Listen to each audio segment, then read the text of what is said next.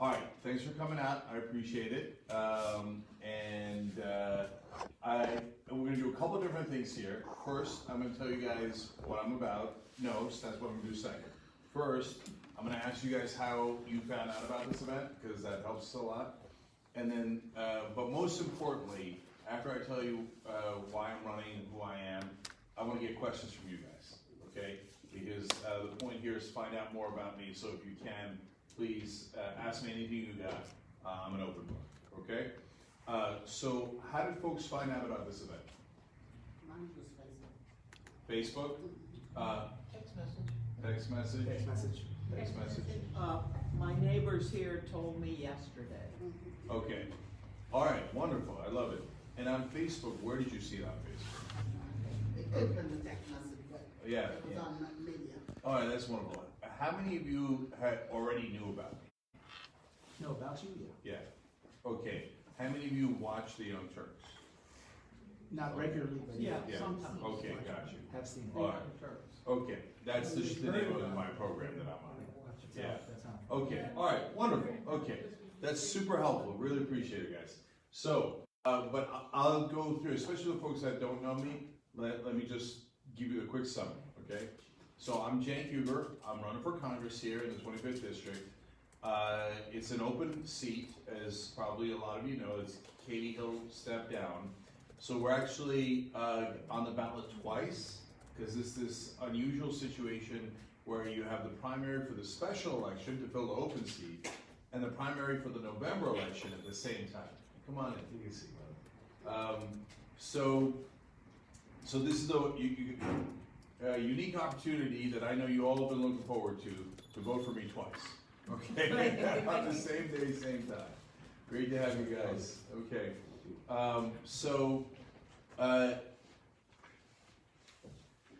we were just talking before we got started about progressives versus conservative Democrats, etc. I'm in the progressive group, okay? You can ask me any questions you want about what that means, right? And so one of the things, the most important thing is, I don't take any corporate money, any lobbyist money, any PAC money, I don't take any of that, okay? Because I'm worried that it has a corrupting influence on the politicians. And I'm not just worried about it, I'm pretty sure about it, okay? And I think a lot of people are pretty sure about it. So all the Republicans in the race take it, and unfortunately the other major Democrat also takes it. So for example, she took about $13,000 or so in real estate money, and then she voted against rent caps. Now maybe she's actually against rent caps, but now how do we know, right? Because, so it could be because her donors wanted it, or it could be because she's genuinely against it. But either way, we got massive affordable housing issues in this district, okay? So we have it all over LA, but particularly here. And we also have a massive homelessness issue here. And all that is driven because of the price of housing. So homelessness is not just the price of housing, but it is majority. A lot of people have a misconception about homelessness. They think it's everyone who's homeless has either got an addiction issue or a mental health issue. That is the majority of folks in other places, but not in LA.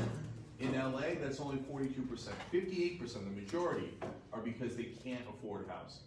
So it's just, people don't understand what the real issues are.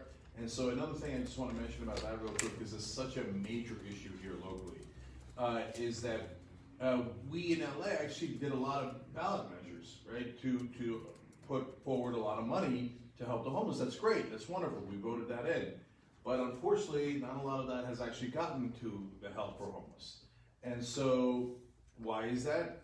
Well, part of the problem is the money gets diverted because the donors have so much control. And they tell the politicians, hey, you know what? I want the money diverted to this and not to that, and you owe me, right? So the donors, the politicians owe money to the donors or owe favors to the donors. Also, when you get endorsements from other politicians, you owe them favors.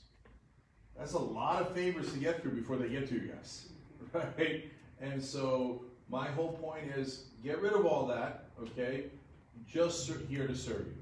Now, I gotta be honest, I'm lucky. So that'll lead to who I am, right? I do a show called The Young Turks. It's national, and it is quite popular, but it's popular not because I'm a good cook or a good dancer. Okay, I assure you I am neither. It's because I fight for Democrats and I fight for progressives. Okay, and so that's what's gotten me the national following. And so because of that, I wound up having over, 33,000 donations right now, average of about 26 bucks.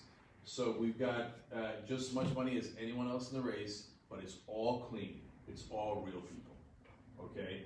And a ton of people from this district, and we also have 2,200 volunteers, also a ton of people in this district. So we're people powered. So Young Turks is progressive, we call it Homo Progressives, but I've also started two other things that I want you guys to know about. Hi, good to see you. One is Wolfpack, and the whole point of Wolfpack is to get money out of politics, and is to get a constitutional amendment to do that. And that's been around for 9 years now, and we already passed in 5 states. So there's a lot more room to grow, but my God, they've got 45,000 volunteers across the country, all working their ass off to get money out of politics and get us that amendment. Because if we don't do that, we can't get our democracy back. So I'm super proud of Wolfpack and the great work that they do. I also started Just Democrats. I'm one of the co-founders of that. Just Democrats wound up getting some people into Congress. You might recognize Alexandria Ocasio-Cortez, Rashida Tlaib, Ilhan Omar, Ayanna Pressley. We helped all 4 of them get elected. We also have Ro Khanna, Camilla Jayapal, and Raul Grijalva. So 7 of the strongest Democrats you'll ever find. And I'm enormously proud that I was part of the founding of that group. And the Young Turks, our audience, raised them $2.5 million so that they could get elected, okay? And so if you want strong Democrats in Congress, I'm your guy. So that's what I fight for. And so in this district, there's a ton of need for that. We've got everything from the environmental disasters. So we've got in Simi Valley, Boeing leaks radioactive materials into the water. Steve Knight, the Republican, takes money from Boeing, doesn't do anything about it. Aliso Canyon gas leak, worst gas leak in American history.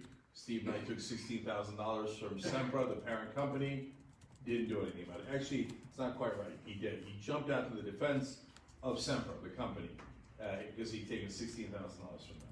That's how corruption works. And so that's why we gotta get that money out. In the Antelope Valley, we have got to get higher paying jobs here.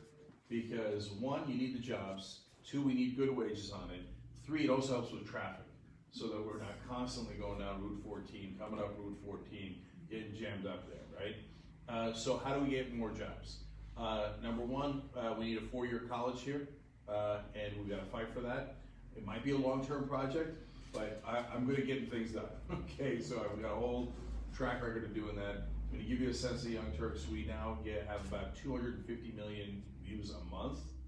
We have 12 billion lifetime views, 18 million subscribers, and I started that in my living room in a 1-bedroom apartment. Okay, so we make things happen. Okay, so we created Young Turks out of nothing and created this giant progressive voice to help all of us. Created Just Democrats out of nothing, Wolfpack, etc. So we also could use a veterans hospital here. Okay, a VA hospital would be amazing. There's some clinics, but a lot of folks, again, got to get into the traffic and go all the way down to LA to get to a hospital. But most importantly, solar and wind energy. Antelope Valley is perfect for it. It creates higher paying jobs and helps fix the climate crisis. So it's a win-win. And then I can go on and on about all the other issues, including Medicare for all, because we've got to get everybody universal health care, and that's the only thing that gets you universal health care. So, but I wanted to do a quick summary for you guys. I don't know if that was quick, but that's who I am. But the main reason for the town hall is I want to meet new folks that I haven't met before. So I'm so thrilled that you guys are out here, and I just want to take questions and by the way, also comments, etc. Hey, look, this is what I care about in the district, and if I win, you're my boss. That's how it works. That's how it's supposed to work. It's in the job title. I'm your representative. So I'm your rep, so you tell me what you need. I try to get it for you. That's old school democracy. We kind of forgot it, but we can get back to it. So, anybody have a thought, question, comment? Well, my biggest concern is, the homelessness. Mhm. And like you mentioned, most of it is because of rent control. About 4 or 5 years ago, Lancaster was in the top 10 nationwide for increases in percentages of rent. Okay, you go from $800 for a 1-bedroom, and then it goes up to $1,200. But people do not get those type of increases, okay, within a year's period of time and 2 years period of time to be able to afford it. And there's too many people out there who are working, who are just lost a job, that are now homeless. Once you become homeless, then it leads into the other areas, the mental health issues, the drug issues, because you lose hope.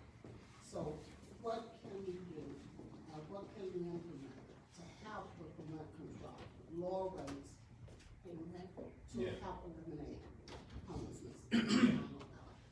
So, it's a great question, and it's on everybody's mind, so thank you for asking that. So, first of all, you're absolutely right, that once you get into that spiral, it becomes a vicious spiral. Yes, it is. Because when you don't have shelter anymore, well, it's much harder to get a job, or to maintain your job.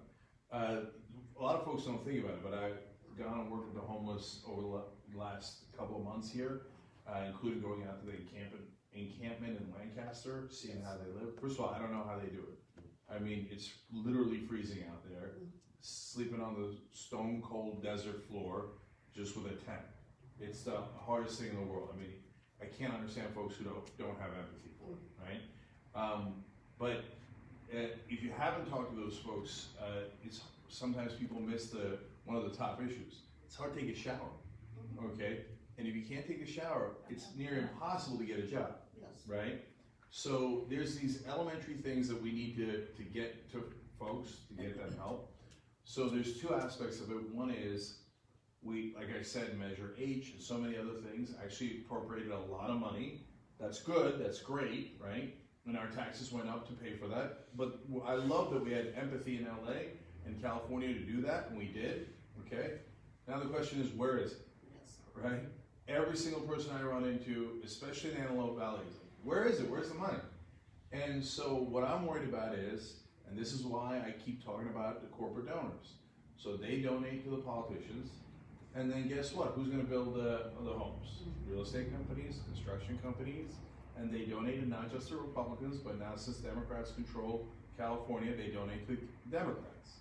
And they go, okay, well, who are they gonna pick? They're gonna pick the people who donate, right? So, and then, but they can't get anything past me because I run a business for 18 years. If I win, the U.S. Congressman has a lot of power. If I say to the mayor, or if I say to anyone else in California, I want to see the budget. There is no to that. No, you're going to give me the budget. I'm going to look at it. You're not going to get anything past me. I want to see who the vendors are. Did they donate to you? What's their profit margin? Where's the money going? Because it's got to go to the homeless, because that's what people voted for. People are also complaining about the gas tax. Now that's a little bit of a mixed bag. Now it's painful to pay the gas tax, and a lot of people are talking about that. But maybe we could live with that pain if we knew it was going to the right place. So, for example, and maybe some of it, I'm sure that some of it is, right? But probably not enough of it. So, for example, just things that help you with democracy and feel better. So if they really are using the gas tax for roads and parks and stuff that they're supposed to use it for, they should put a sign up that says, this beautiful park brought to you by the gas tax. Thank you to the people of California. Wouldn't that make you feel better? That make me feel better. At least I know I got something out of it. Or this road fixed by the gas tax, right? So you get simple things like that to help folks. But then a lot of the money probably doesn't go to the right place for the same reason. The lobbyists come in and they get their claws in it, and the next thing you know. But if you have an honest politician, look, so we helped get AOC and others elected, that I was telling you about, just Democrats. All of a sudden, they go and they say, well, now I'm a U.S. Congresswoman. So when I ask you a question, you're gonna have to answer it. Now they have those hearings, they ask the toughest questions in the world, and oops, all of a sudden, they're caught, right? What did the AOC caught Trump on? Michael Cohen was testifying and said, oh, we used to say our taxes, our value of all of our holdings in Trump Holdings was low for the tax reasons, but high to get a loan, right? And AOC came in and said, wait a minute, isn't that illegal? So are you saying you did tax fraud? And he's like, yeah, okay. And are you saying you did loan fraud when you inflated prices? Yeah, that's what happens when you have an honest politician. Let me see the budget, let's work on it. But one more thing. So, What happened? Nothing happened. He's still president. I know. So I'll get to Trump in a second. Okay. But then there's a good answer to that too. But just to finish up on this. So they voted on a bill called rent caps in California Assembly. And it's actually a compromise, not rent control, it's rent caps. Okay, I actually agree with that compromise, okay? Christie, who's the other major Democrat in this race, voted against it. You're gonna be shocked to find out who her donors are. Real estate, right? So now, again, if she's got a good argument against rent caps, maybe she does, I'd love to debate her on it. She won't debate, she won't talk to the media, she won't tell us why she voted on anything. So the only thing we have to go on is the list of her donors, right? So. Then why does she stand by the Democratic Party as the one that we're gonna vote for? Well, okay, I got bad news for you there. It's because a lot of Democratic leadership is also corrupt. And I don't mean corrupt like Trump. I don't mean like they're like, hey, give me a duffel bag full of money and right on the home. No, it's just the systemic corruption. That's why we gotta get the money out. So Pelosi, for example, brags, I already saved $728 million for the Democratic Party. Okay, but where did you get it from? You got it from oil companies, you got it from drug companies, you got it from insurance companies, you got it from all these different companies. Now, does anybody think that ExxonMobil gives you money for charity?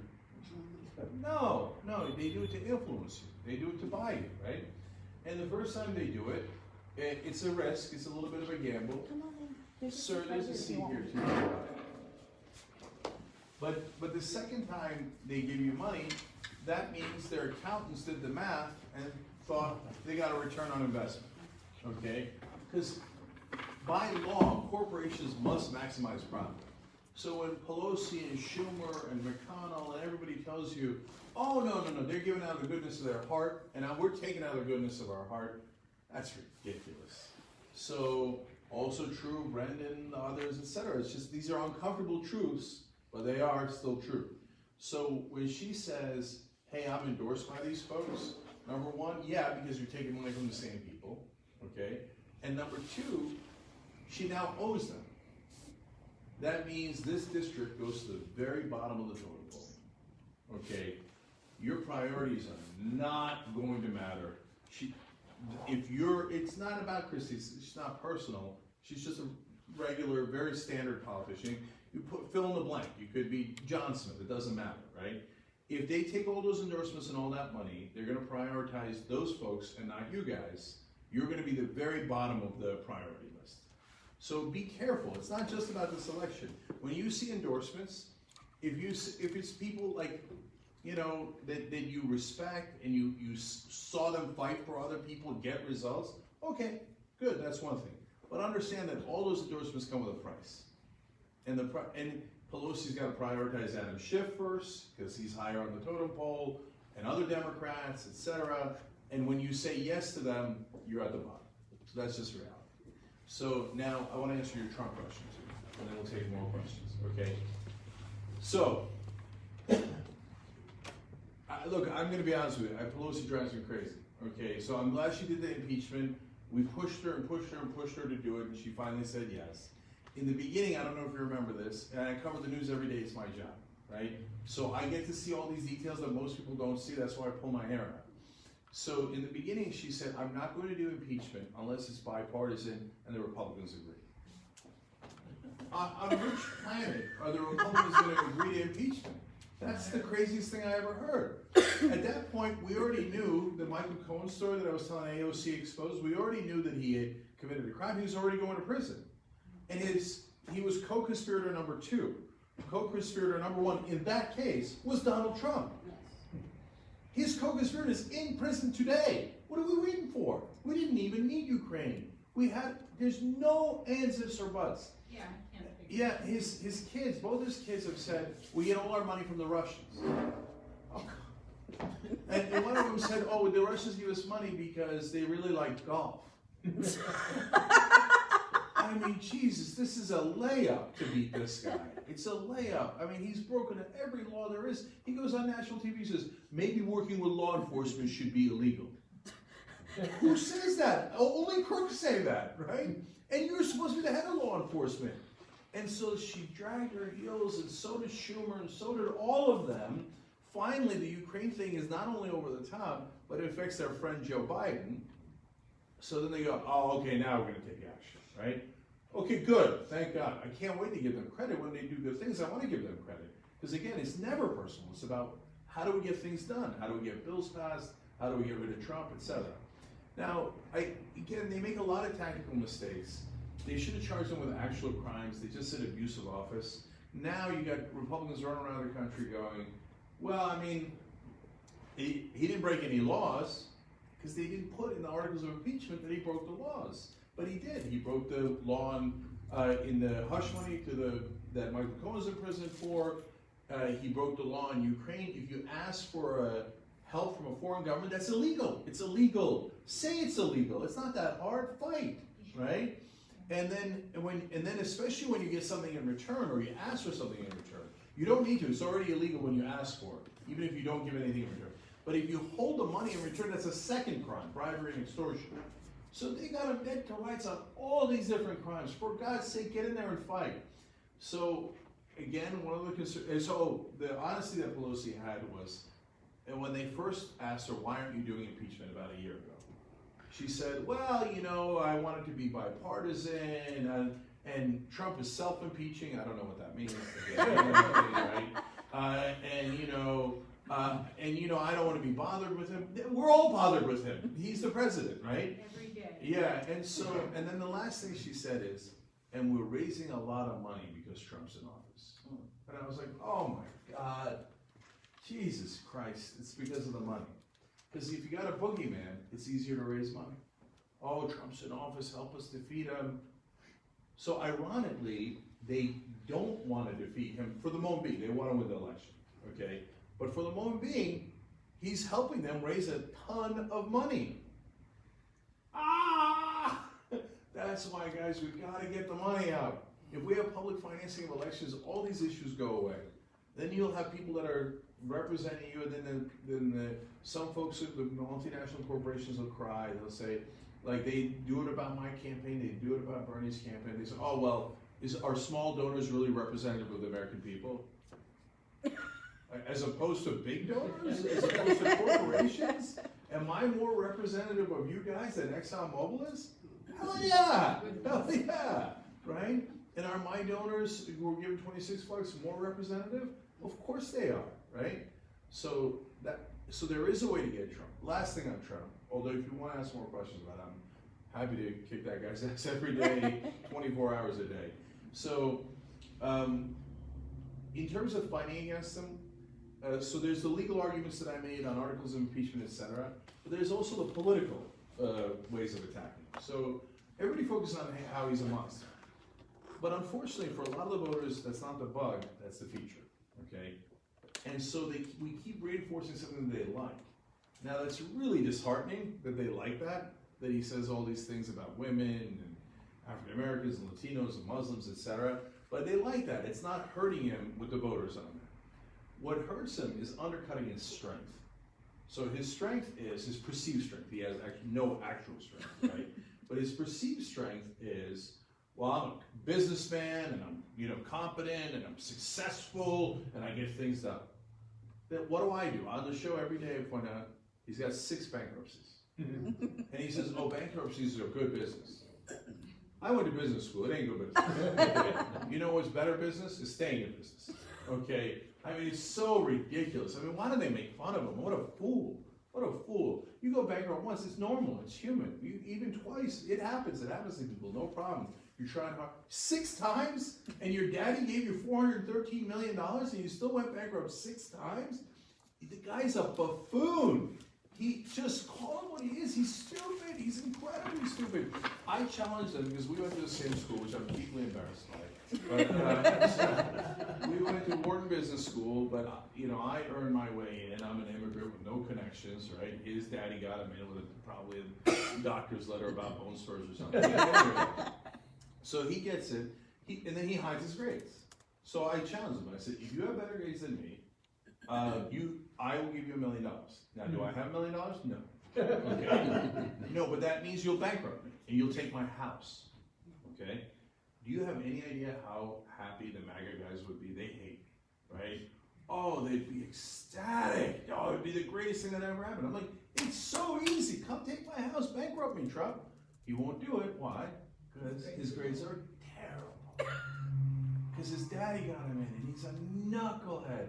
You know, he hides his high school grades. Okay, he threatened to sue people if they try to find his high school grades, and he even threatened criminal action if you try to find.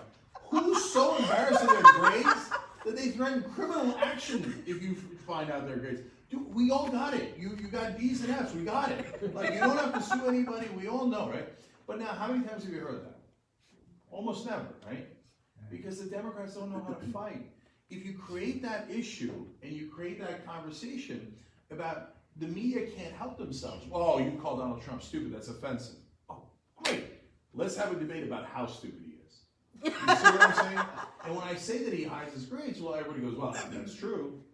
That is true, right? And no smart person with good grades hides their grades. Can you imagine Bill Gates like, oh, no, please, I'm hiding my grades, right? Can you imagine like Einstein saying, no, I'm hiding my grades, right? No. So this is how you win. This is how you win politically. And then even because the MAGA guys, we're never going to get them.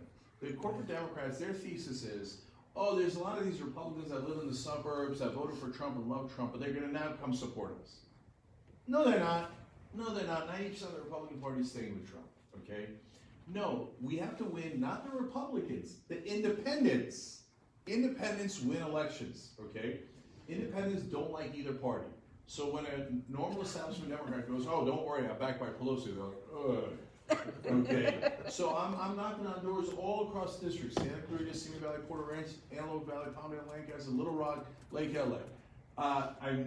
Every time I talk to an independent, if I say, look, I'm a Democrat, okay, so I'm not hiding that. I'm very proud of that, okay. But I'll tell you, I don't take money from anybody, any of the donors, etc. And I also I'm against the leadership in both parties. They go, that's it, I'm in. Okay, I'm in because they're not moderates. They just don't like either. They don't trust either of the parties. So if you go and undercut Trump and say he's not bright, he's not successful, he's not any of the things that you heard, and here's a clean Democratic Party who is not taking corporate money and is going to represent you guys, you're going to win every election. It's not that hard. They just can't do it because they do take the money. Look, when we run against Steve Knight, so it's either very, very, very likely the runoff is going to be Steve Knight versus either me or Christie. Okay, so how do you fight against Steve Knight? I told you earlier, right? The guy took money. I'm trying to control my cursing. The guy took money from Sembra and Annalisa Candy, took Boeing and Simi Valley, and I can give you 100 examples, right? And then you see the guy's corrupt and he's not going to represent you. It's easy. Everybody gets it. And everybody goes, yeah, I saw him defend Sembra. I saw it, right? And I saw that he didn't do anything about Boeing. I saw all this, right? Now I understand why, okay? But when you have a regular Democrat in there, they never talk about that. Why? Because then Steve Knight's going to turn around and go, oh yeah, how about your donors? Oops. So you just unilaterally disarmed. That's why they lose. Like Claire McCaskill could have won in Missouri so easy. They say, oh, Missouri's a red state or a purple state. It's hard to win in Missouri. No. On the same day that Claire McCaskill, a senator from Missouri, who was the incumbent at the time, lost, and lost by a lot, her election, there was a ballot measure on this in that election to raise the minimum wage. Now, if the state was really red and really in favor of the Republicans, they would have said, no way I'm raising the minimum wage. We can't hurt our poor businesses. We got to protect our big corporations, right? Hell no. They passed it 62%. Easy. It won by like 20 points. In Arkansas, it had 68%, won by nearly 30 points. These are supposed to be red and purple states. Raising the minimum wage is a Democratic issue. It's a Democratic issue. If you run on that, you win. But Claire, had a lot of corporate donors who didn't want to raise the minimum wage and who didn't want her to talk about that. So she unilaterally disarmed. In an election she could have easily won, she lost. Same thing with Joe Donnelly, same thing with a couple other guys, and now we don't have the Senate, so now Trump's gonna escape. So this is how politics works. Unfortunately, most people don't get these messages because of the media. The media is a filter. They're also multi-billion-dollar corporations, so they don't like this kind of talk. I had a reporter once say to me, this sounds a little conspiratorial, are you saying that the media companies are trying to maximize profit? I was like, I think if you said they're not trying to maximize profit, that would be fairly conspiratorial. Because by the way, then they should probably be fired by their board, because legally they must maximize profit. And by the way, last thing on this, where do most of the cable companies and TV stations get their money? One, every election cycle they get $6 billion in political spending. So they love money in politics. They don't want to end that, they never talk about that. And secondly, drug companies. If you ever watch cable news, it's drug company ad after drug company ad, right? You think they're gonna tell you how to lower drug prices? They're not gonna tell you that, right? How do you lower drug prices? Medicare for all, you negotiate drug prices. Don't get me started on that, that'll take 20 minutes. But there is a way to get the drug prices lower, but you never see it on TV, and you never see it from the Democrats, because they both take giant amounts of money from drug companies. We gotta change the whole system. And by the way, if I win, the most powerful mic on the planet, other than the president's, is on the floor of the House. When you give speeches on the floor of the House, they must cover. And especially the aggressive speeches I'll give, they're not gonna have any choice, okay? So when I point out these facts, it's gonna drive them nuts. That's what we need, because we need to, it's not to feel good, by the way. It does feel good, but it's not before that. Because you have to move the national conversation. Once you tell people, hey, don't they take drug company money, the Republicans, and unfortunately some of the Democrats, don't you think that the drug companies gave them money to keep the prices high, not low? Everybody goes, oh yeah, that's true. Yep, that's true. So now that puts them in an awkward spot. That embarrasses them. That's why they don't like me. But I'm not trying to be rude. Like they say, oh, when you say it's bribery, that's rude. No, taking the bribes is rude, right? Me pointing it out is trying to fix it so I can help you guys. So that's why I do the things that I do. Okay, other questions? Yes? I'm from Senior Valley, and the Santa Susana Field Lab is a big concern of mine. Yep.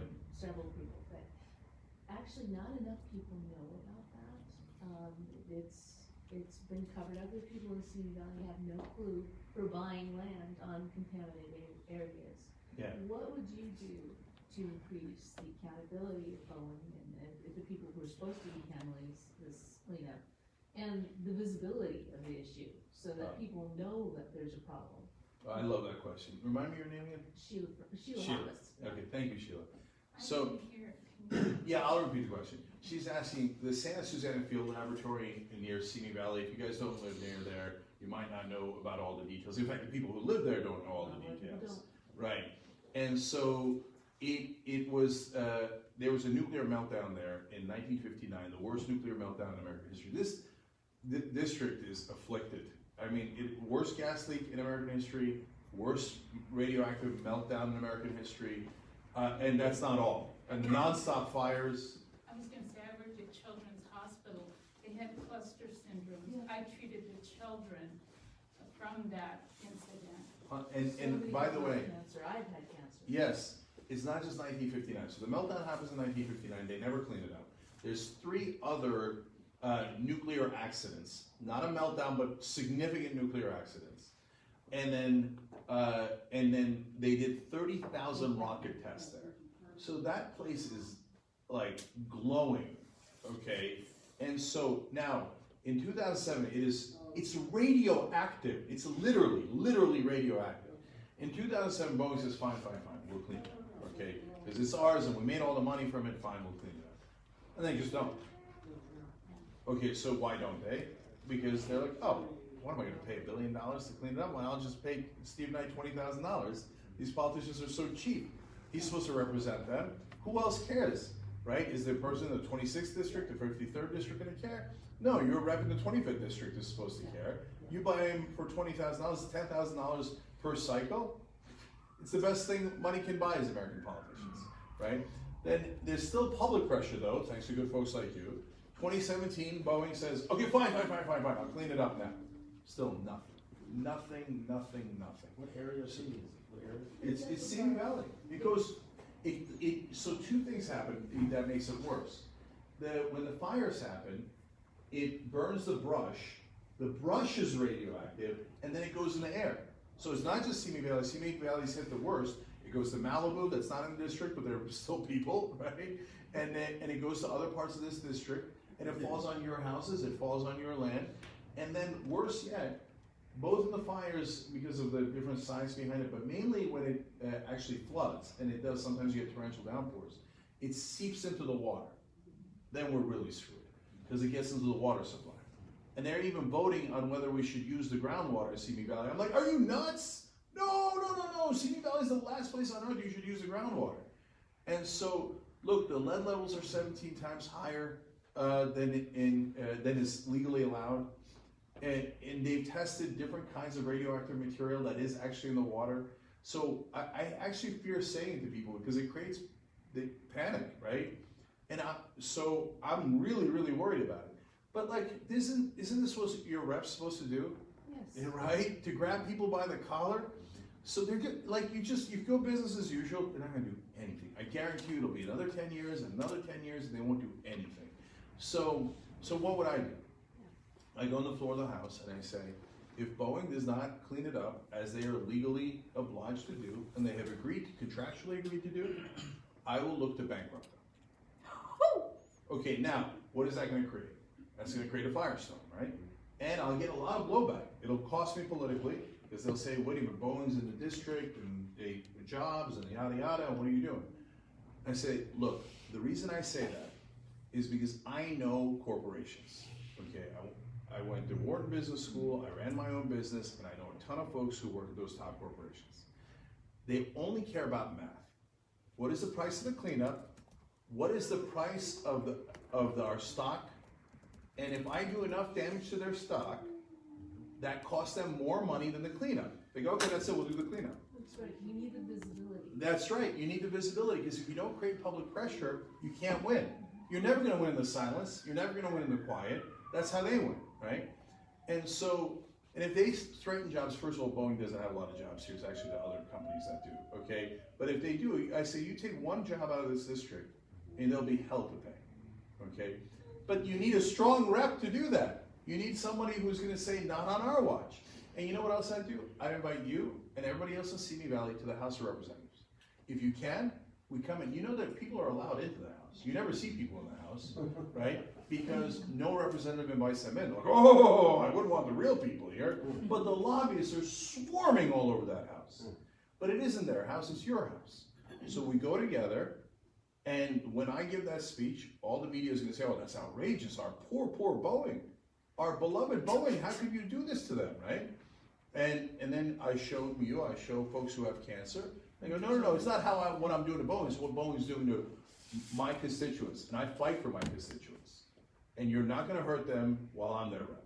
If the EPA is not involved, at what point does it negligence become criminal? So this gets back to Trump. So the EPA is involved, but the government because Boeing owns about 2/3 of it, NASA owns about 1/3, okay?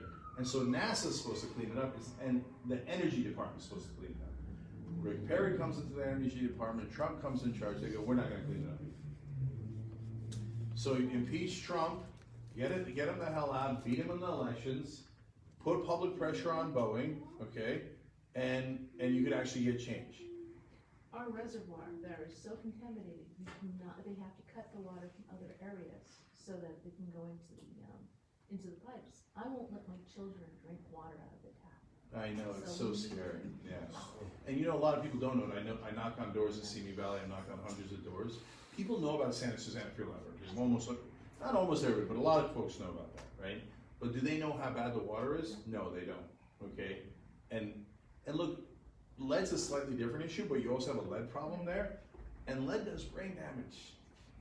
It does brain damage. God, this government doesn't serve the people at all anymore. I mean, I don't know if you guys know this, but Reuters did a great story on this. So sometimes you get frustrated at the media, the way that they frame things, and sometimes the media does a great job, right? So especially the print journalists, they do investigations and they find out things.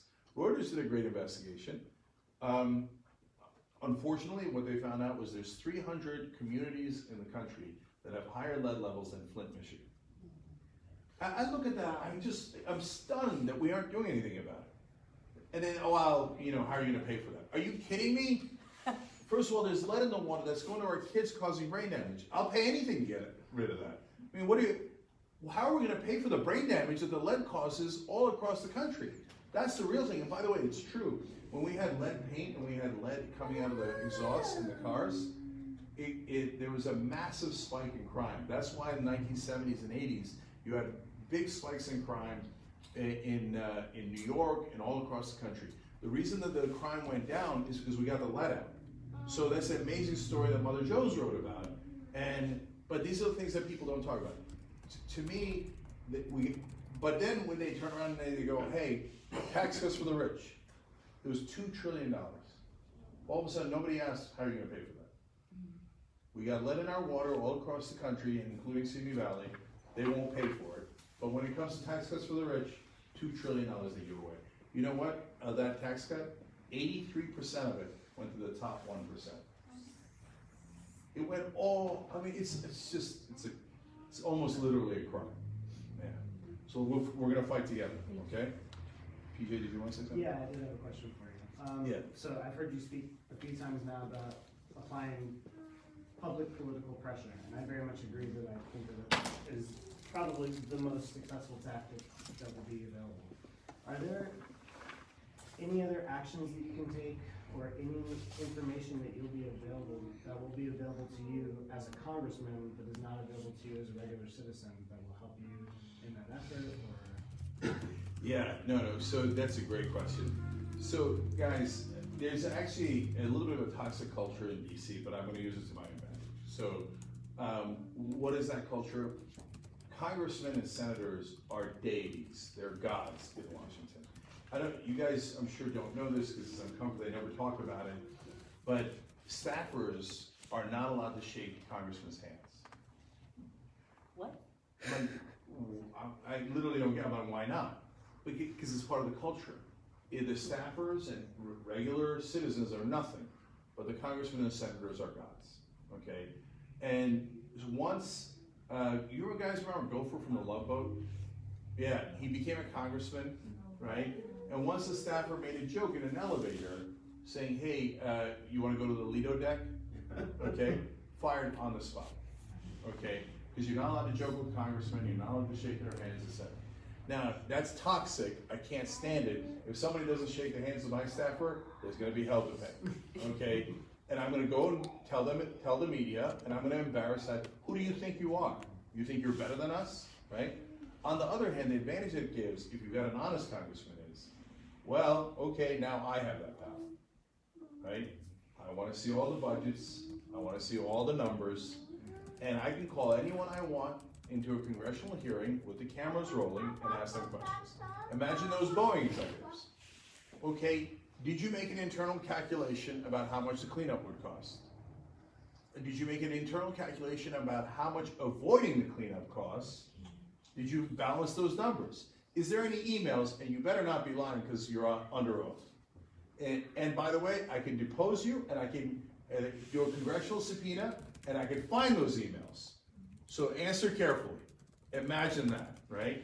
And then you go get their emails, and I guarantee you they did that calculation. I absolutely, positively guarantee it. With congressional subpoenas, you can get almost anything.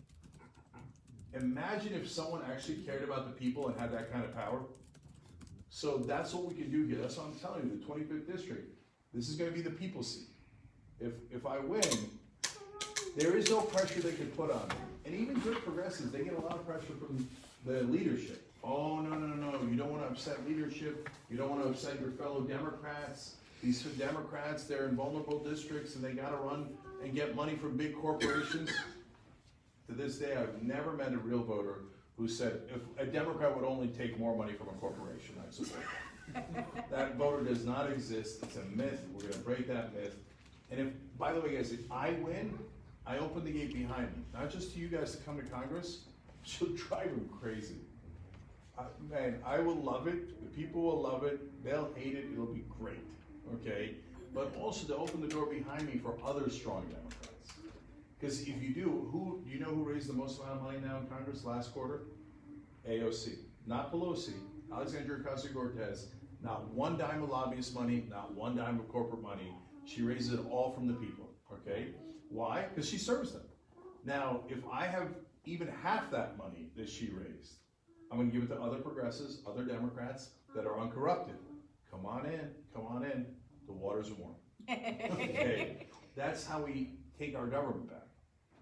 We take it back from the donors, right? And we give it back to you. And it drives them crazy, but it's a democracy. That's what's you're supposed to be in charge in a democracy. Yes. We're here because of climate change, and as a congressman, what would you do to help stop what the Republicans, they don't even believe in it. We need to protect our earth above everything. 100%. And if we don't protect it, all the other issues They're don't moved, even right. count. So what will you do? So first of all, you're right, there is no planet B. So, and you know, the problem is human greed. Because the Koch brothers, you already have $84 billion. What do you need 85 for? I've done the math on it, right? It is physically impossible to spend $1 billion in your lifetime, let alone 84 billion. You know, Bloomberg, he has 57 billion. He's spending $120 million every 2 to 3 weeks on political ads now that he's running for president. But you know how much he makes on interest? Just if it's 5% interest, and usually it's way more than that. But if it's 5% interest, he makes $237 million a month on interest alone. Yeah, but he's better than any Republican. No, he's way better, especially on the environment. What will you do for climate change? Yeah, so my point is that their greed drives them, and then they donate to politicians, and they bought up the entire Republican Party. They're totally corrupt. So now, how are we gonna fight back? Number one, public pressure. So here's a speech I would give. Some in the Republican Party, in fact, almost the entire Republican Party, argue there is no climate change. Okay, well, 99% of the world's scientists think that there is, and they think that it's man-made. So if you think 99% of the world's scientists got together from India and China and Brazil and Russia, their beloved Russia, and Canada, etc., and all changed the thermometer readings all across the world, and all agreed in a worldwide conspiracy to lie to the whole planet, you're a lunatic. And I demand that the media call you what you are, which is lunatics. Because that is the biggest, dumbest conspiracy theory, and there's a lot of conspiracy theories out there. But that is the most outrageous one, and I'm going to go on TV and say, I need you to ask the Republican, does he really believe 99% of the world's scientists are in a global conspiracy to doctor the temperature readings, etc.? You would have to be nuts to think that. No one actually thinks that. They're corrupt. Look at the money they took from ExxonMobil, the Koch brothers, which are mainly in the oil business, actually, people don't know that, etc., etc. And here's all their donations. These are bribes, they're bribes. And if a Democrat takes money, unfortunately a lot of them do, from those same companies, sorry, I'm going to embarrass you. Because you're voting with them, and you're killing our planet. So you think I'm rude for saying you're taking bribes. You're rude for taking those bribes and destroying the planet. Look, again, this is uncomfortable. Nancy Pelosi, what did she say about the Green New Deal? She called it... want to do what are you going to say? Oh, yeah, absolutely. Let's just finish the thought. She called it Green Dream or whatever. So, I'm in favor of the Green New Deal, okay? So, what does it do? It rebuilds the entire energy infrastructure of the country. It creates millions of jobs, but what it does is it gets us off of fossil fuels. If we could just pass it, it's super aggressive. It gets us off of fossil fuels in 10 years, okay? but you gotta pass it. We're wasting time. We gotta go. We gotta pass it now because it takes minimum 10 years. And people say that's unrealistic. It might take 20 years or 15 years. Either way, we gotta get started right now, right? And the Democrats won't even allow a vote. The Republicans are all gonna vote no. It feels hopeless. That's why I talk about public pressure, because what I'm gonna do is clear. We gotta get Green New Deal. You build the entire energy infrastructure based on solar, wind, and renewable energy. And not only do you fix the climate crisis, but you also actually create more jobs and higher paying jobs. And then the third thing is, then you go to the international gatherings like the Paris Treaty, etc., and you say to China and India and Brazil, we did our job, we cleaned it up. Now the world of pressure, literally, you unite the world. We're always trying to unite people to start wars, right? No, we need to unite people to actually save the planet instead of destroying it.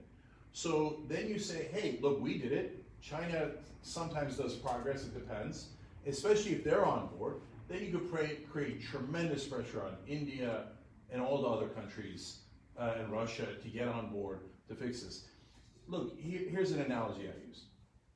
If 99% of the world's scientists say a meteor is going to hit the Earth in 10 years and we're all going to die, could you imagine if then the Republicans turn around and go, oh, it's a hoax? Let's not worry about it because I'm getting money from the meteor industry, right? But that is what's going to happen. That is, I mean, it's whether it's 10 years, 20 years, 50 years, it's now, first of all. I mean, especially in this district, it's now. Non-stop fires. Non-stop fires because the earth is too dry and the temperatures are too high, right? And then Houston, record flood, so I think it was 48 inches. If that was snow, it'd be 480 inches of snow. Climate change isn't something that's going to happen later, it's happening right now. We must pass those bills, and mainly the Green New Deal. If somebody says, oh no, Cenk, saving the planet is too extreme, okay, I would argue not saving the planet is too extreme, right? Okay, then come up with a proposal, an amendment, something that says, okay, Cenk, we can do that, but we can't do this portion of it. Let's do 3/4 of it, or I got a different idea on how to fix it. Great, that's what we're supposed to do as a legislature. But right now, Democratic leadership says, nope, we're not even gonna vote on it. Even if we win, we're not gonna vote on it. Then what the hell are we gonna do? So I love your question, and you should ask me what my plans are, you should ask me how I'm gonna get them done. But by the way, you and the entire national media should be asking Pelosi and Schumer and McConnell and Trump and all those guys the same question. Well, the problem is, how can you ask that when you're having all this turmoil in Washington and nobody will listen to you? No, they actually get along fine. I know it looks like turmoil, but no, they yell at each other. It's kabuki theater, okay? But whenever they need Democratic votes for tax cuts, they get them. They didn't need it for Trump's tax cuts, but you forget, Bush's tax cuts, they did need Democratic votes. And guess what they got? Democratic votes. Feinstein voted yes on Bush's tax cuts, which by the way were larger than Trump's tax cuts. Okay, they needed votes for the Iraq war. They got Biden, Hillary Clinton, John Kerry, they got Feinstein, they got the votes they needed. By the way, I think stopping wars would help global climate change. Yes, definitely. But can we, look, so here's another thing. Look, I know I'm getting really deep into the weeds of politics, but it's really, really important because you have to know how to actually fix things and how to get things done. So, the Democrats just passed a resolution in the House saying Trump needs authorization to go to war. Great, I'm super happy about it, credit where credit is due. Okay, but honestly, it's a bit of a trick. Why? Because that amendment was originally in the defense authorization bill. And if you put it in the defense bill, it's gotta pass, because everybody's money is in the defense bill. It must pass. Okay, so if you, Ro Khanna, great progressive leader, Barbara Lee, great progressive leader, they put in 2 authorizations where Trump would have to come back. Barbara Lee, take away the original Iraq authorization. Ro Khanna saying if you're going to go have any military action in Iran, you must affirmatively seek authorization from Congress, as the Constitution says. Democratic leadership took it out of the bill so that the money could go to where, honestly, to their donors, etc. And so later, when they pass the one saying Trump needs authorization, it has no teeth, because the Senate doesn't have to vote on it. If it was attached to the money, the Senate would have to vote on it, and Trump would have to vote on it, not veto it. Otherwise, they wouldn't get the money. That's the political games they play. But I cover politics for a living. They're not gonna get any of that past me. And even even the great progressives we have in there, and Roe fought like hell for it, and Bernie fought like hell for it, give them credit, right? And Barbara Lee was fantastic, right? But they're afraid to go on TV and say, Pelosi did it, Hoyer did it, Schumer did it. It's true, it's truth. And they don't wanna say it because they're gonna get punished. They can't punish me, I don't give a damn about them. I didn't get any of their endorsements, nor do I want their endorsements. I didn't get any of their money, nor do I want their money. They have no leverage on me. They're gonna say, Cenk, be quiet, don't tell people what we're really doing. Sad day for you. Sad day, I'm gonna tell them, okay? That's how you change things. You create public pressure, you call out people, you embarrass them. And by the way, if you get enough public pressure, next time, she loses the speakership. But most likely she won't. What'll happen instead is she'll go, oh yeah, I meant Green New Deal. I always meant Green New Deal. Medicare for all. I got a poster in my basement. I'm gonna bring it out and we're gonna do Medicare for all. Why, look, I have perfect proof, impeachment. She said, no way. I need the Republicans to pre-approve it. Then we put a world of pressure on her, and all of a sudden we have impeachment. Public pressure works. That's why we gotta do it, yes. I have a question about the stock market as it relates to Trump. You know, what are your thoughts on people that say, well, we look the other way at some of Trump's politics, and there's more issues because their 401k is doing good, because the stock market is doing good, and our portfolio is doing good. Is there any truth to that in your opinion? That, you know, people are like, hey, you know, let them be, leave them alone, and also deregulate. We deregulated so much stuff that people are just turned away. So it depends on what you mean by people, okay? Okay. Because there is some truth to that, but it mainly applies to the top 10%. I forget the exact stat, but I think it's along the lines of the top 10% have 80% of the money in the stock market. Okay, so when the stock market is going well, but almost everyone in the media is top 10%. Almost everyone in politics is top 10%. Top 1% is high, right? Top 10%, you know, is a number where if you have a job in Washington, almost everyone in Washington, not the real folks, but the people in politics and media are in the top 10%. So when the market is going well, they go, oh, that's it, Trump's great. I don't know what you guys are talking about, it's fine, it's fine. Non-stop articles about how great the economy is. Now, what they don't tell you is, wages have not gone up in 45 years. So if you account for inflation, and I've shown the charts on the show a million times, productivity from about 100 years ago to now is a chart that goes like, there's a line that goes straight up, diagonal, okay? It's wonderful. Why? Not only are we really productive as Americans, we work our ass off, but now everybody's working at home. The husband, the wife, everybody's working, so productivity continues to skyrocket, okay? And the great news was during the New Deal, during FDR, when we had real Democrats, okay, that represented the people, wages went up at the same rate. That's great news, that's democracy, right? 1978, it's a long story why it's 78, I can tell you another time. 1978, basically the summary of that is Supreme Court says corporations can give money to politicians, and we're screwed. Then wages flatline. And the difference between productivity and wages, in that chart, $12 trillion. It costs the average American family, this is a stunning number, I had to triple check it. It costs the average American family $17,000 a year. If you had gotten the wages you deserve for your productivity, every single family would have $17,000 a year more. Every year, okay? Instead, they redistributed the wealth to the top. So, but the people at the top are the ones on TV, et cetera, telling you, oh, the economy's going great, the economy's going, no. Wages under Trump, last I checked, they had gone down 1.3% when it counted for inflation. So all those tax cuts that, oh, don't worry, we'll give it to the corporations, it'll trickle down on you. Yeah, well, something's trickling down on us, but it ain't wages, right? And so, now, again, no one on TV talks about wages. So the wages is terrible for us. Housing is through the roof, and not just in LA, but in all the major cities.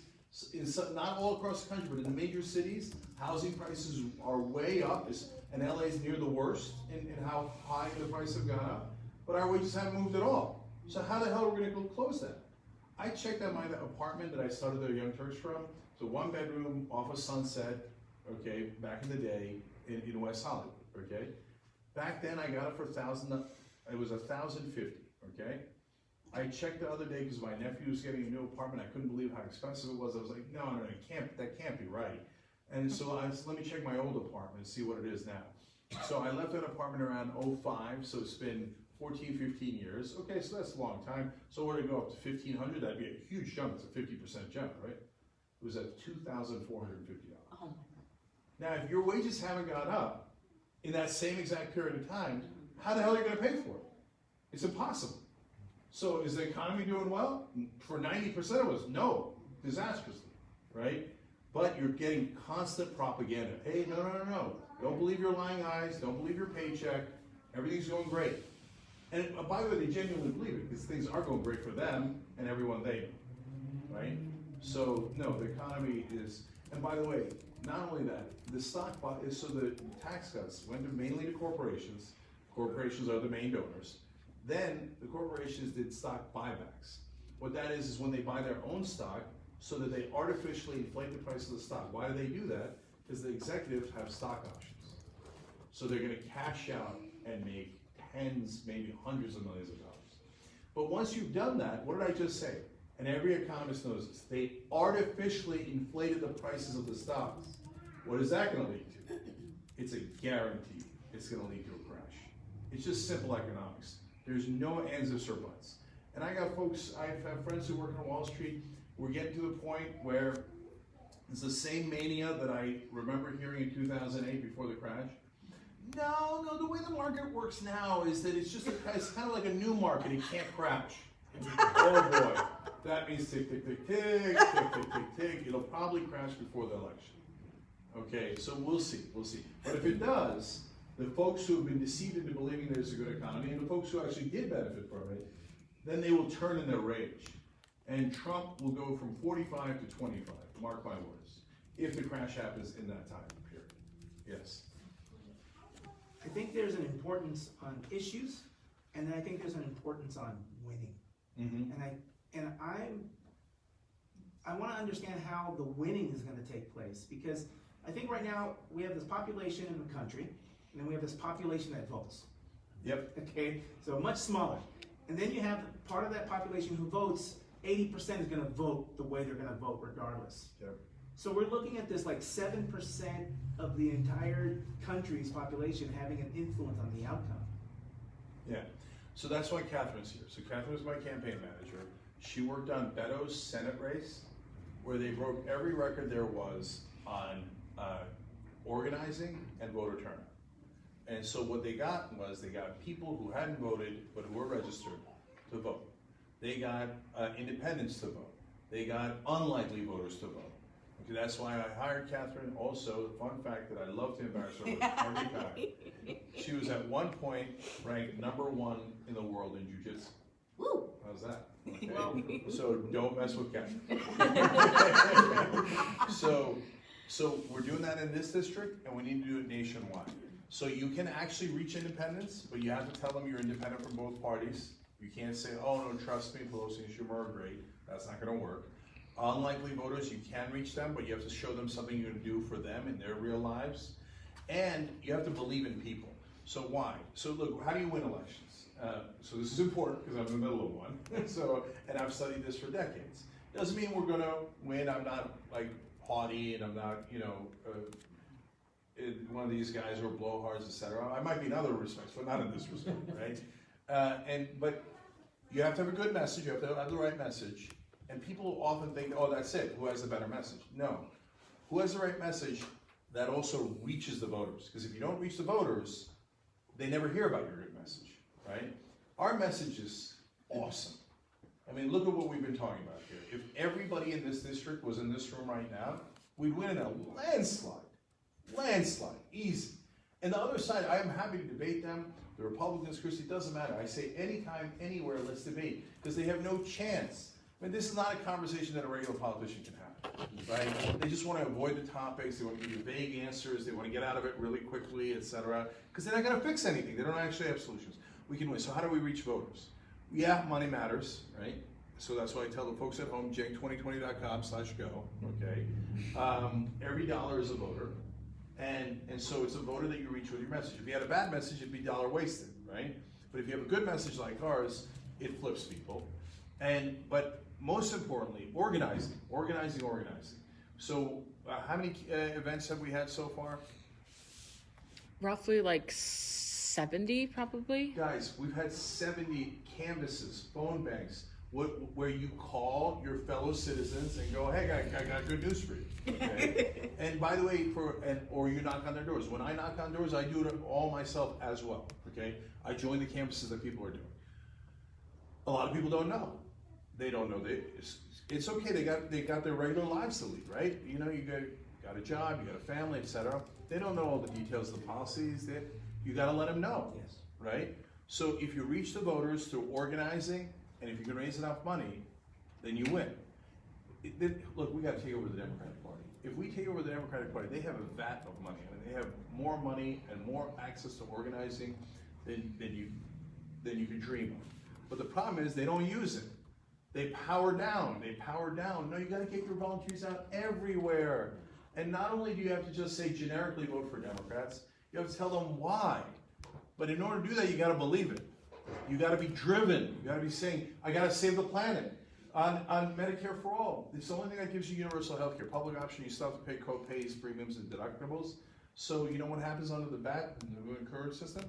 45,000 people a year die because they don't have insurance. So guys, we're all on a rescue mission here. We got to rescue our fellow citizens. We got to rescue the planet. If you have that kind of fire, then you're motivated to reach those voters you do, and we win. Let me follow up with that, because I think the progressives, you don't have to convince of the message. You might have to convince that you're the guy to deliver the message. I Yeah. respect that. But talking about the independents, so when you're talking about, are these issues important to independents? Yeah. So how do you tell that? You could do expensive polling, or you could go door to door and get enough anecdotal evidence to know. It's, in this district, super clear. Number one issue, you know, whether it's your number one issue or not, it is the number one issue in this district, and it's super obvious. Homelessness. Everybody's talking about homelessness. They're talking about it in Lancaster and Palmdale, they're talking about it in Santa Clarita, they're talking about it everywhere. And so then you have to have answers. That's why we started with the topic of homelessness, right? It was the first question you asked, right? And you're right, that's the first question everybody's asking. So then you have to address that, right? Again, my Democratic opponent has unilaterally disarmed. She voted against affordable housing. So what is she gonna do? She's gotta give you platitudes. She can't go with a fire in her belly to fix it, right? So, and then the other second issue, national issue that people talk about is healthcare. Because everybody's worried they're gonna go bankrupt, even if they have insurance. Oh my God, if they don't have insurance, it's life and death, right? So, and even if you have insurance and you don't get sick, so you're not gonna get bankrupt, the prices go up every year. It happened to us at our company. My premiums, I run the company. There's nothing you can do. The insurance companies have you, you know, in an unwinnable situation. You know how much mine went up this year? 18%. How are you gonna afford 18% increase every year? It's crazy. So, you know how much each of us pay? On average, family of four pays $12,000 a year in healthcare. For the co-pays, premiums, deductibles, what your employer takes out of your checks, okay? $12,000. Not how are we gonna afford the new system, it's how can we afford this system that's broken and expensive and the most expensive in the world by a lot. But in terms of the other issues, we might care about climate change. I care deeply about it, but we gotta educate folks on it more. So when I say higher paying jobs, people go, yes. Climate change, right? They, you know, if you get to it, they care, but they don't normally bring it up. And I say Green New Deal, a lot of people haven't heard of Green New Deal. I'm, you know, neck deep in politics. I know Green New Deal, I gotta fight for Green New Deal. But a lot of people haven't heard of it, okay? And good folks on our side haven't heard of it.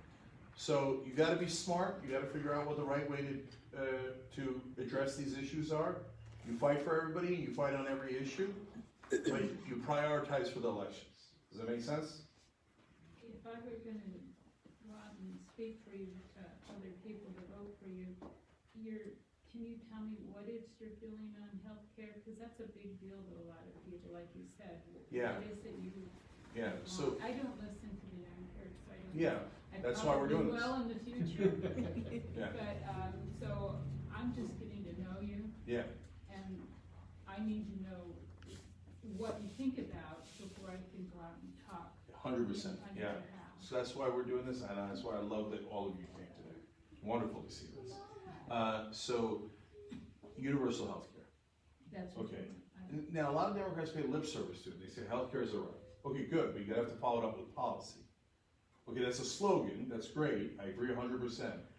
Okay, what's your policy? They'll say, well, public option, which is Chrissy's position. Well, public option is not universal healthcare, and that means healthcare is not a right. No, we need universal. The only thing that's universal is single payer, Medicare for all, okay? If you don't, you gotta tell people, and look, you don't wanna argue with your fellow citizens that the door is not efficient, but in your real life, when you're talking to family and friends, right? Tell them, it's not, the only thing that's universal is Medicare for all. Otherwise, we're not covering everyone. I mean, look, here's an easy way to explain to people that everybody understands. In this country, we used to have, believe it or not, we used to have a private insurance system like we do for healthcare, but for the fire departments. So if you didn't pay your fire insurance, if your house was on fire, they let it burn down. That's real, okay?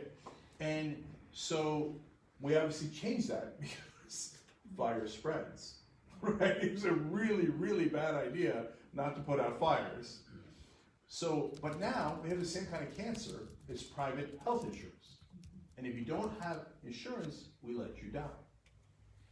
I have a friend who is a Democrat who ran in Kansas and almost won. He's a just Democrat, a wonderful guy, James Thompson.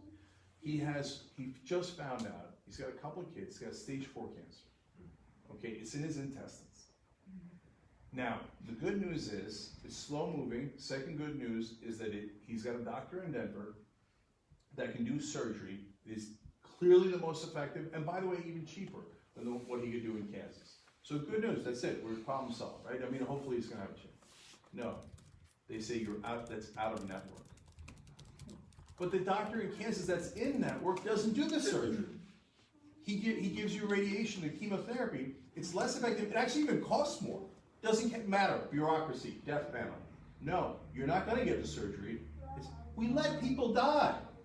That's barbaric. And my point is, to your friends, family, anyone you talk to, if we had private fire insurance, would we let 45,000 people a year burn to death? We wouldn't, right? I mean, nobody's that monstrous, I hope not, right? But right now, we let 45,000 people a year die because they don't have health insurance. Yeah. That's equally barbaric. And by the way, the amount of people who go bankrupt every year is 500,000 people a year go bankrupt because of medical things. We just had a friend die, she was a Republican, we went over to the husband's house, and some other Republican friends came over, and they're worried about insurance. And I said to the Republicans, wouldn't it be nice if we had universal health care like Medicare for all? And they all looked at us, I said, we have Medicare, my husband and I, and we both had catastrophic problems, out of pocket $210. Yeah, I mean, totally. wouldn't it be nice for you guys? Saved my dad's life. Who's gonna pay Yep. for it? Yeah, so, That's their. yeah, and that's because this is what drives me crazy about the Democratic Party, the Republican Party, and the corporate media. They all repeat that stupid mantra, it's total propaganda. The reality is, single payer in other countries, which is all other developed countries, costs half of what this system costs. Half. The question is, how are we gonna pay for this system, right? And how much money are we going to save with the new system? But they lie. I'm sorry, look, the media is sometimes so discouraging, you know? 77% of Americans now don't trust the media. Fix it. Yeah, I'm trying, brothers. I'm trying. And it's personally cost me, because I get under their skin, because I say, you know that's not true, we have the facts, you know the new system costs less, and then they go, this guy's rude, okay? This guy's rude, don't let him on CNN, don't let him on MSNBC. I'm banned from MSNBC. I am, I'm literally banned from MSNBC. Wow. Okay? Because they don't want the truth. They don't want the truth. I don't know any outlet more hostile to progressive point of view than MSNBC. They love, like, corporate Democrats. Schumer says something, MSNBC's running, right? But if you say Medicare for all, they're like, no. I wondered why you weren't there.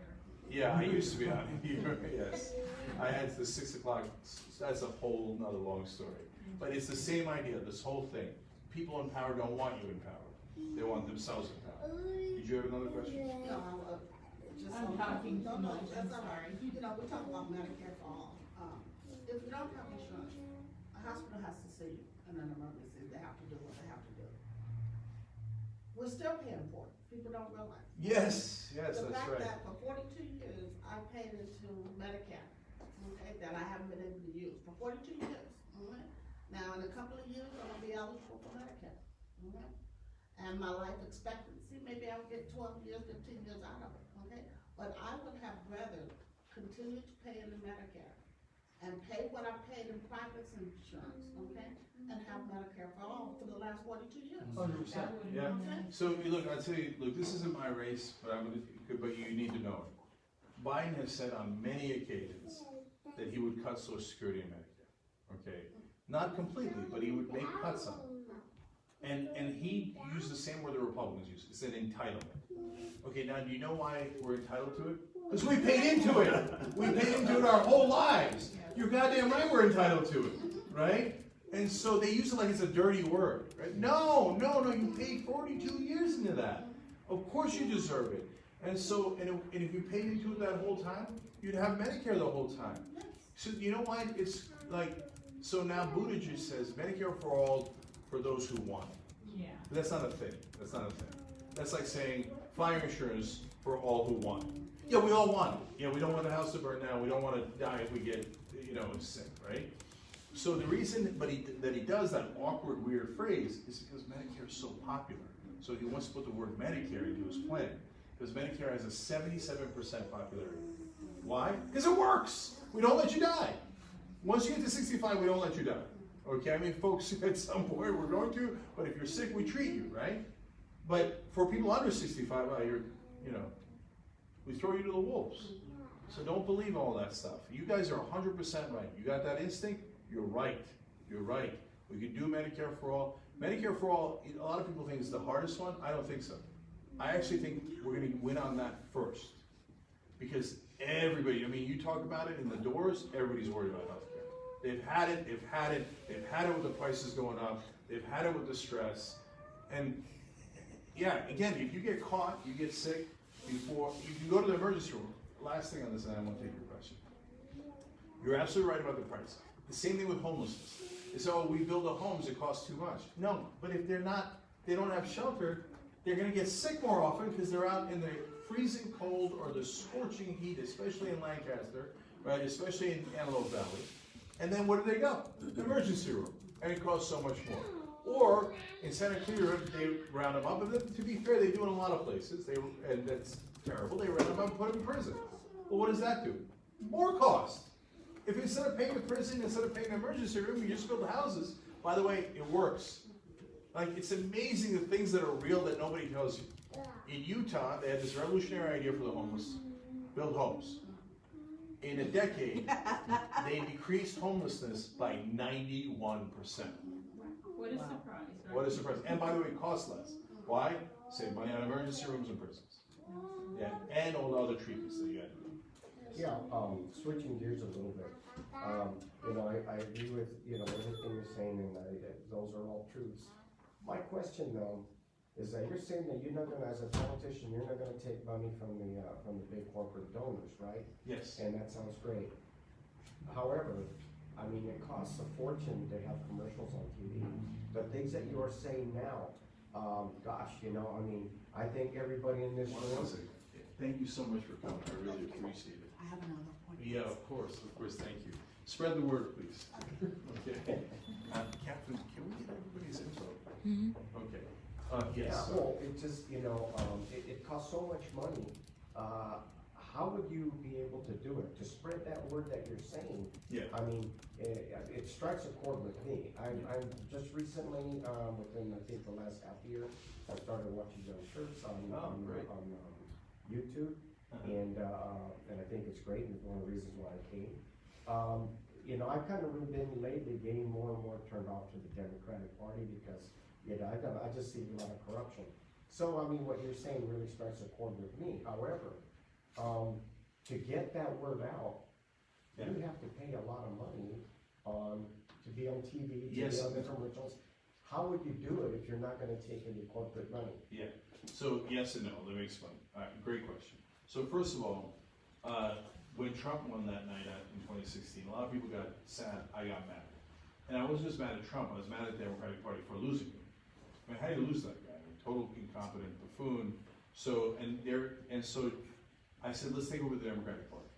And now we know we're gonna be at a money disadvantage for the reasons that you're saying. So, but I said, if we raise enough money for enough candidates, they won't have to, this is important for you guys to know. You don't have to outraise your Democratic opponent or your Republican opponent. You just have to hit the minimum. If you hit the minimum, you got enough money to get your message out, okay? Now, they might swamp you up with ads, but after a while, they lose effectiveness. Okay, so we raised $2.5 million through the Young Turks for the Just Democratic candidates.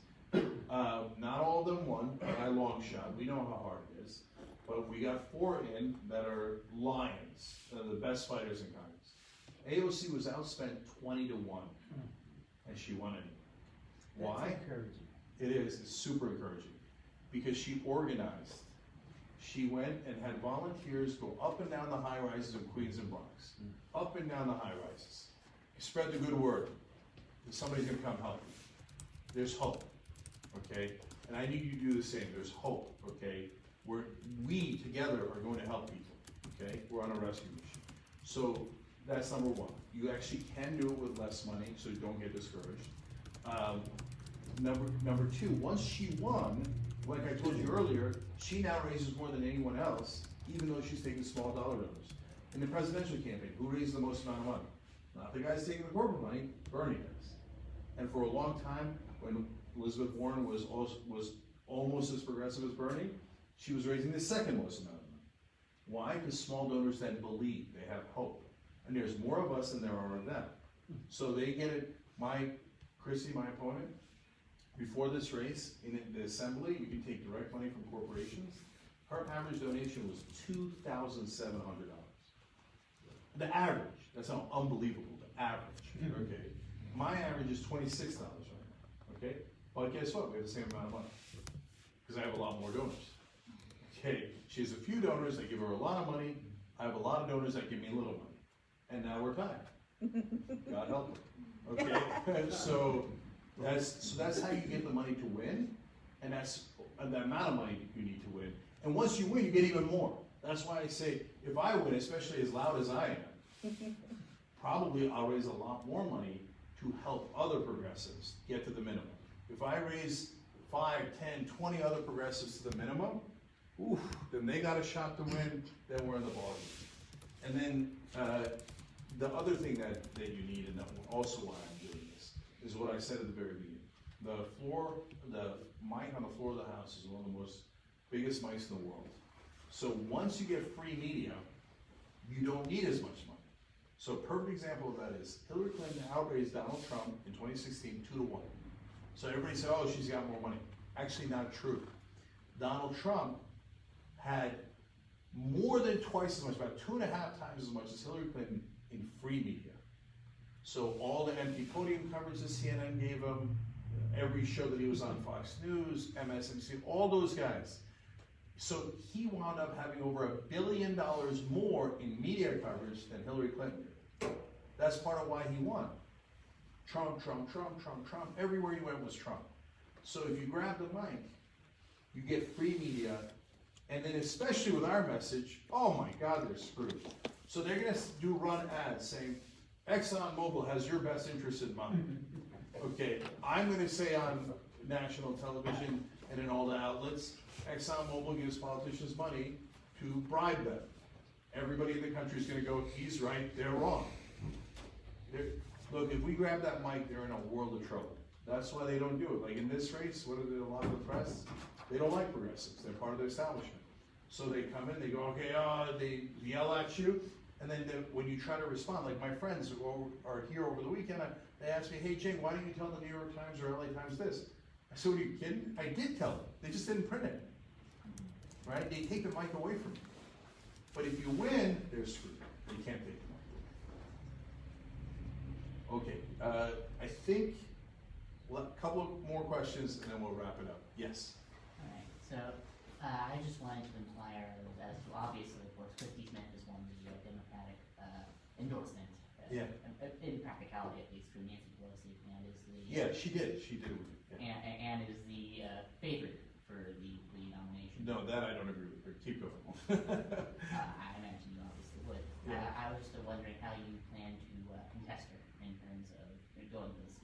Yeah, so great question, but it's two different parts. So she did get the endorsement, and she brags about it. She says, I was handpicked. Okay, first of all, were any of you in the room where she was handpicked? Oh, you didn't participate in that? Okay, where do you guys do the handpicking? In the voting booth, right? That's the way it's supposed to work? By the way, she says, I'm handpicked and all the Democrats back me, etc., the Democratic leadership. My real question is, who's in that room, right? So if some power players that we don't know picked you, who were they? By the way, were there any people of color in that room? I don't know, right? Was that room representative overall, whether it's gender or people of color or anything?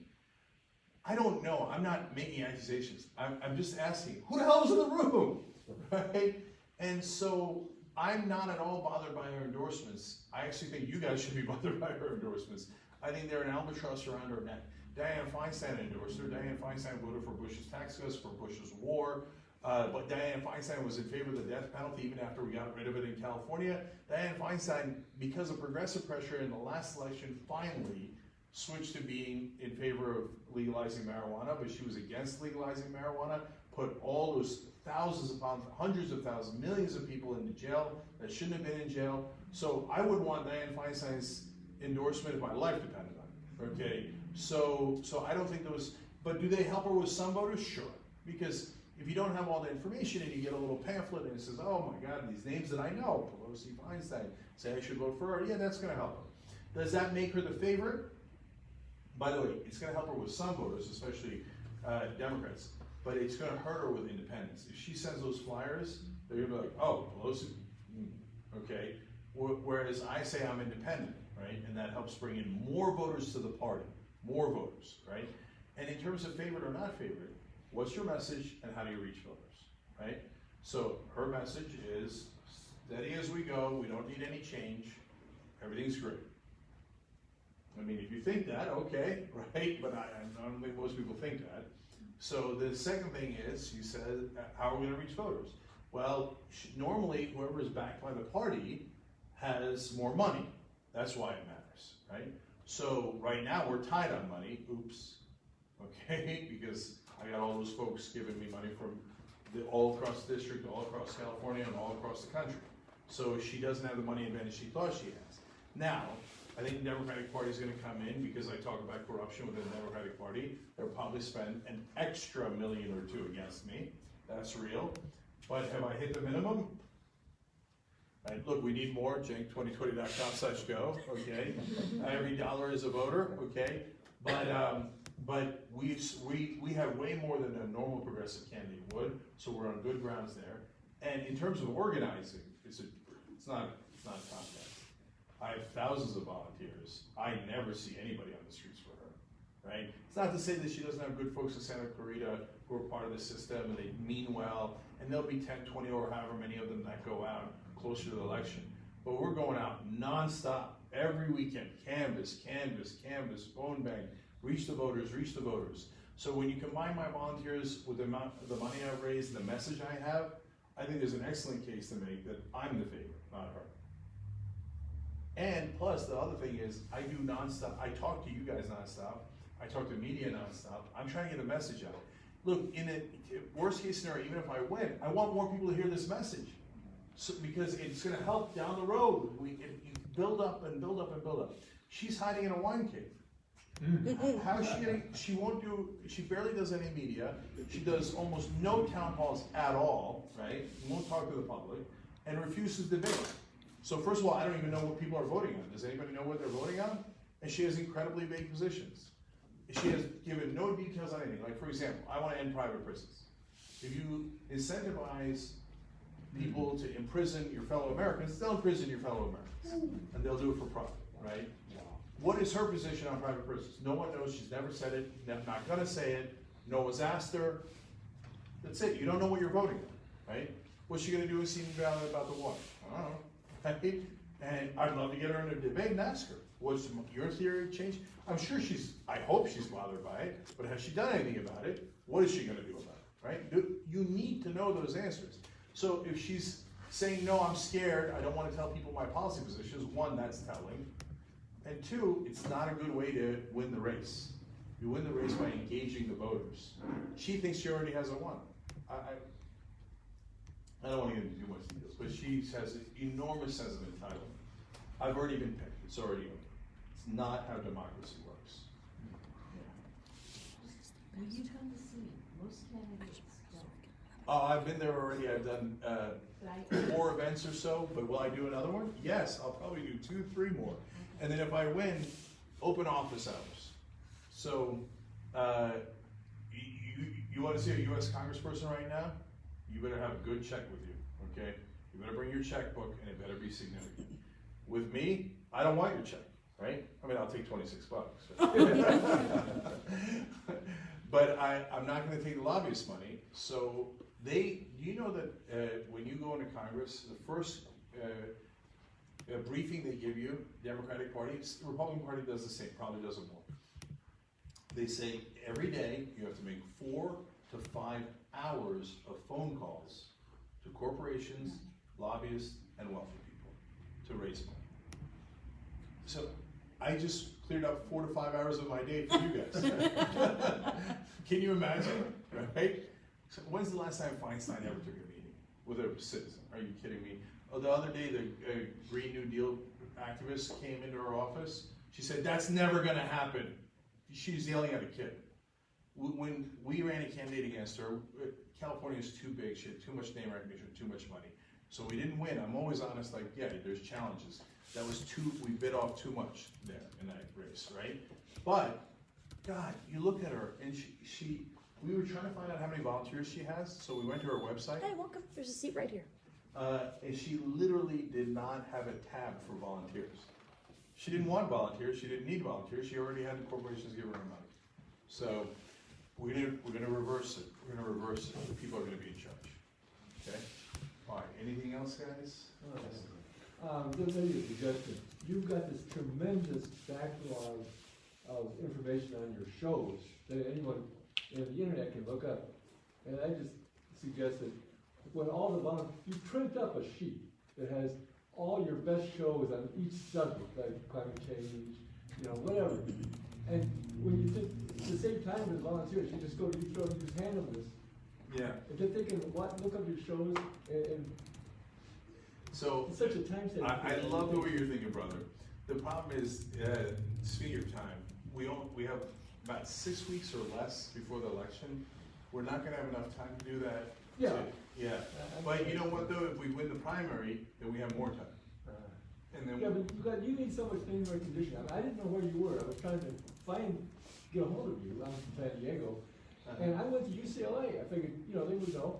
The political science department, Ralph Bunch Hall, not one person knew who you were. No, don't get me started. Don't get me started. I'll say I wouldn't have recognized just based on the name. It was your face, and I knew who you were. Yeah, same Yeah. here. Yeah, but the name's not at all. I know. That's a problem. It's a real issue for us because my name's hard. Okay, first of all, it seems like if you're not used to it, it seems like a jumble of letters, right? And then you stop saying it's pronounced Jenk, and you got to explain that to people. So it's a challenge for us. And plus, if you watch the Young Turks like some of you do, right? Folks, they know the show, they don't know my name. Because it's already a hard name, and I almost never say it on air. I was looking for Anna, personally. I know, right? You missed her by a week. She was here last week. We'll do it again. I didn't want to. Yeah. See, at least people know Anna's name because it's easy, Anna, right? So we gotta get my name out, that's why I need you guys, if you can volunteer, if you could, it would be amazing, it makes all the difference. And furthermore, so even fans of mine don't know, they'll say, hey, you're that Young Turks guy, right? Or they'll say, you're that guy from the internet, okay? And I'm like, yes, I'm that guy from the internet. But in terms of real people though, folks know the show, right? They know, I knock on doors, I don't know, 20% of doors or so, folks know me, right? And they know the show, they'll recognize my face and go, oh, they'll recognize my voice. The guy had his disabled guy, wonderful guy, but he's in the corner, can't see me. Okay, his wife opened the door. I start talking, he's like, is that Jake from the Young Turks? Okay, he recognized my voice, right? But he watches so much he even knew my name. But we gotta get my name out. But the worst is people in power, okay? So the LA Times reporter tells me, I checked around here and none of my friends know you. In other words, the powerful, we've decided we don't know you and we don't want to know you. So we're gonna smear you, we're gonna attack you, we're gonna do all these things. Now, look, I always fight back, and I had an editorial board meeting with them, and it was different people, much more open-minded. So my point to you guys is there's hope, there's a way to win these things, there's a way to win people over, and we do it one step at a time. Okay, do we have challenges? Yes, the name's a challenge. Yes, the powerful don't like it, they wanna either ignore you, right? Or they want to fight you. But that's okay. The only way we're going to get back into power is the powerful aren't going to just give it to you. They're not going to be like, oh, yeah, why don't you take my power, right? No, they're going to fight back. In fact, if you see a Democrat that the powerful is not fighting back against, that means they're not doing their job, right? That means they're not upsetting anyone. They're not upsetting anyone in power. And everybody's going along hunky-dory. You're not going to get any change, right? So we'll get past those hurdles. We got to do it together though, because they, as AOC once said, they've got money, we've got people. I was just gonna say, we worked for Brian Caforio when he was running. Yeah. And there's a group of people who worked with him, he's probably already done that. Can you contact those? Can you contact Brian to get those names? Yes, so I've talked to Brian, I'll talk to him about that in particular. That's a good idea, so thank you, that's already helpful. I email him back and forth. He's not running because his wife just had a baby, but No, I I know, just yeah. emailed him. I will email him again and ask him if he would help his. Yeah, that'd be great. Okay. Thank you. I'll do that. All right, any last questions, guys? Thank you for coming out. Sorry. Yeah, no problem. All right, excellent. Thank you, brother. All right, one last one, go ahead. Okay, if I may just pose one more. Yeah, sure, of So course. far, you've been talking quite a bit about economics, and Yep. Addressing various economic issues like corporate donations and whatnot. It's kind of a great platforms. How would you approach independents and people who for whom social and sort of racial integration type issues are more important, especially the idea that perhaps a lot of people may actually be inherently reactionary in their approaches to these things? Yeah. So, I'll tell you this, I'm not gonna change my opinion to win any votes, okay? So, that's the if you consider that a downside, that's the downside of a principled person, okay? So, if you say, hey, listen, I'll vote for you, but hey, I don't believe in Black Lives Matter or something, well, sad day, we don't agree, okay? Then you'll find someone else to vote for. We don't need your vote, we have plenty of votes in this district among Democrats and independents that are good folks, plenty, enough to win. And you get into a slippery slope of trying to appease people, it's a terrible way to go, okay? So, they'll never get me to change on protecting every one of those communities, right? Immigrants. I've had people tell me, oh, I don't want those illegals in here. Okay, I wanna build a wall. By the way, a guy who was for Medicare for all. Okay? So, you get these strange combinations. I said, look, I don't agree. I'm an immigrant. I came here when I was 8. Now, I was documented, but we were lucky. My uncle happened to be here. What if we weren't lucky, right? And then I talked to the guy, and it turns out his grandparents came as immigrants. And I said, remember the people that they turned away? That's from your ethnic group. And he said, yeah, that's true, right? Try to have a little bit of empathy. Look, you try to win them over as much as you can. Election's a tight window, so you gotta be efficient, right? And if you just don't agree, then you don't agree. If you say, hey, I don't mind unarmed black men getting shot, you're not gonna vote for me. That's okay. Go vote for someone else, because I'm not your guy, okay? So, and we don't need those votes. The Democrats sometimes foolishly think, are you gonna flip a MAGA guy? Who's for the Muslim ban and against the illegals and, Blue Lives Matter and all that kind of stuff, right? And by the way, there's a lot of Democrats, especially in this district, who, because there's a lot of police officers in this district, start to head that direction, right? So with some of that language and some of those votes, etc. So, no, don't do that. And if you do that, you lose your moral core, and you also lose your voting core. So, be who you are, be strong, be proud about it, and find your voters. That's the answer. And by the way, when you win, again, you got the mic, then you can begin to convince people. So the stat I always put out on the show, which I could put out on the floor of the House is, like, people think white privilege, they misunderstand it. They think every white person is rich. No. If you're in a holler in West Virginia, you ain't rich and you don't have much privilege. It doesn't mean that. It means you'd be surprised at how bad the other guys got. Okay, so for example, African Americans smoke weed. Say consume marijuana at the same rate as white people. Okay, same rate. They get arrested at 4 times. So if you're a poor guy downtrodden in the middle of West Virginia or the Antelope Valley or Santa Clarita or anywhere, right? And you think, I don't have any privilege at all. What you don't know is you're not getting constantly pulled over like some other folks that are in your situation. You're not getting constantly harassed by the police. You're not getting, you smoke weed? Yeah, you smoke weed and you know it, right? Okay, but you're not getting arrested for it. The other guy got arrested and had his life ruined. Came much harder to get a job, et cetera, et cetera. So you educate people about that, and then they go, oh. And I've had hundreds of people come up to me, including at the last town hall we did, saying, I used to be a Republican, I used to be conservative, and you flipped me. I said, how? They said, facts, you just give me facts. That's true, I don't get arrested, and I didn't know I wasn't getting arrested, right? How would you know you're not getting arrested and that's a privilege that you have, right? But when you tell people, they go, oh, okay, yeah, that's true, I get it.